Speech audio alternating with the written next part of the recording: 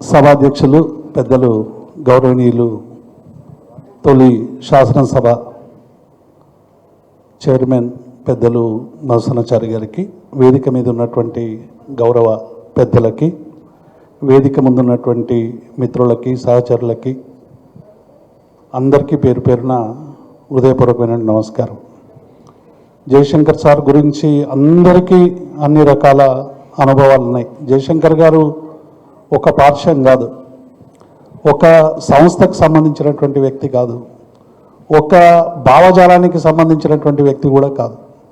అన్ని భావజాలాలకి, అన్ని సంస్థలకి అవసరమైనటువంటి మేధో మదనాన్ని అందించి తెలంగాణ సమాజానికి ఒక అపూర్వమైనటువంటి మేధో మదనం ఇచ్చినటువంటి నాయకుడు జయశంకర్ గారు అనేటువంటి విషయాన్ని మనమందరం కూడా అర్థం చేసుకోవాలి. చాలామంది జయశంకర్ గారంటే తెలంగాణ శ్వాసతోనే ఆయన బతికిండు, తెలంగాణ ఆరాటంతోనే ఆయన జీవితం అంతా కొనసాగించు. కానీ తెలంగాణతో పాటు తెలంగాణ ప్రజల మౌలికమైనటువంటి సమస్యల పరిష్కారం కోసం, తెలంగాణ వస్తే ఎట్లుండాలి, తెలంగాణ వచ్చిన తర్వాత తెలంగాణ ప్రజల బతుకులు ఎట్లా మారాలి, కేవలం ఒక భౌగోళిక తెలంగాణ సాధిస్తే సరిపోదని కేసీఆర్ గారి నాయకత్వంలో దాదాపు 12-13 ఏళ్ళు వారి వెంట నడిచి రాబోయే తెలంగాణకి ఒక స్పష్టమైన ఎజెండాను ఇచ్చినటువంటి నాయకుడు జయశంకర్ గారు అనేటువంటి విషయాన్ని మనం ఎప్పుడు కూడా మరవరాదు.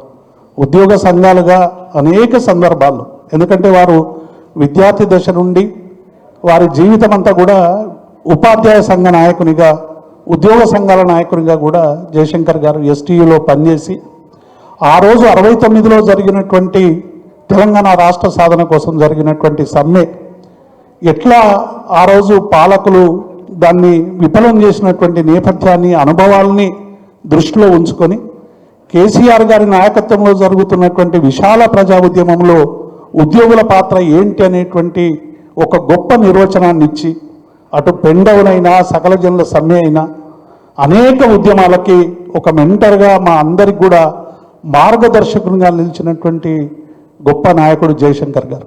కాబట్టి జయశంకర్ గారి ఆలోచనల్ని గౌరవ ముఖ్యమంత్రి కేసీఆర్ గారు 10 ఏళ్లలో భౌగోళిక తెలంగాణ నుండి ప్రజా తెలంగాణగా మార్చడానికి, తెలంగాణ ప్రజల బతుకు మార్చడానికి అనేక సమస్యల్ని, రైతుల సమస్యల్ని, విద్యార్థుల సమస్యల్ని, ఉద్యోగుల సమస్యల్ని, సబ్బండ వర్గాల సమస్యల్ని పరిష్కారం కోసం కేసీఆర్ గారి నాయకత్వంలో జరిగినటువంటి ప్రతి సంక్షేమం వెనుక, అభివృద్ధి వెనుక జయశంకర్ గారి ఆలోచన ఉంది.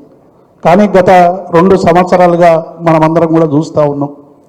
వచ్చిన తెలంగాణని ఒక అద్భుతమైనటువంటి తెలంగాణగా తీర్చిదిద్దుతున్నటువంటి తరుణములు ఇప్పుడున్నటువంటి కాంగ్రెస్ ప్రభుత్వం తెలంగాణ అస్తిత్వం మీద, తెలంగాణ భావజాలం మీద, తెలంగాణ ఆకాంక్షల కోసం పనిచేస్తున్నటువంటి అనేక మంది మీద కూడా విచ్చలవిడిగా దాడులు చేసి ఇలా తామే తెలంగాణ ఛాంపియన్ అంటూ రకరకాల ప్రచారాలు చేస్తున్నటువంటి నేపథ్యంలో ఇలా జయశంకర్ గారు కోరుకున్నటువంటి సామాజిక న్యాయమైన, తెలంగాణ ప్రజల సమస్యల, ఇంకా మిగిలి ఉన్నటువంటి అనేక సమస్యల పరిష్కారం కోసం ఇలా మనం అందరం కూడా మళ్ళీ సకల జనుల సమ్మె లాంటి స్ఫూర్తితో ఇవాళ తెలంగాణ ప్రజలందరూ కూడా ఒక్కటిగా నిలబడి ఈరోజు తెలంగాణ మీద వివిధ రకాలుగా, బహురూపాలుగా మనం అందరం కూడా చూస్తున్నాం. కమిషన్ల పేరు మీద, సోషల్ మీడియా నాయకుల మీద, అడుగుతున్నటువంటి ప్రజల మీద తీవ్రమైనటువంటి నిర్బంధాన్ని విధిస్తూ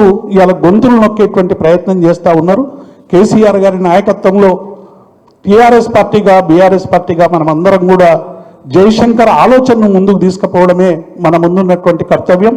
అట్లాగే ఆగస్టు 6 ఇవాళ జయశంకర్ గారి పుట్టినరోజు అయితే మరొక యుద్ధ నౌక, పీడిత ప్రజల పక్షపాతి గద్దర్ గారి వర్ధంతి కూడా ఈరోజు.